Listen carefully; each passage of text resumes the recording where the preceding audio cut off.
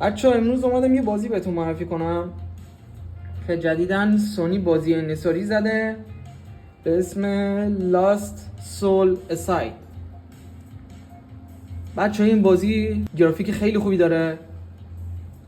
شما اگه مشاهده کنید این قسمت کیفیت آبو ببین، نور پردازی رو ببین. بازی از نظر گرافیک حرف نداره، واقعا خیلی خفنه.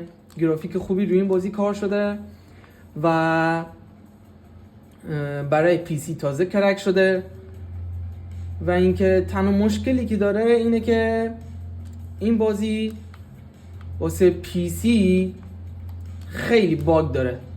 یه سری باگ هایی داره که اصلا واقعا اجازه نمیده به آدم که بخواد بازی کنه.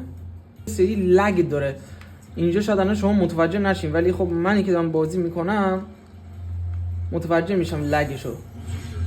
و اگه میخواین پی سی پلیرها البته میخواین اینو بازی کنید، بعد وایسین تا آپدیت جدیدش بیاد.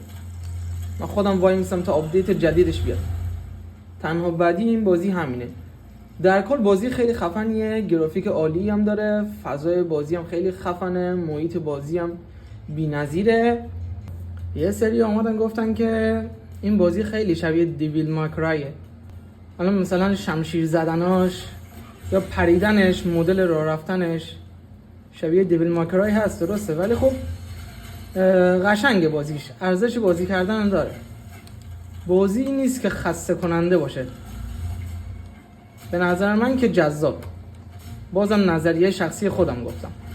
پیشنهاد میکنم که اگه اینو دانلود نکردید آپدیتش اومد حتما دانلود کنید و بازی کنید و لذت ببرید.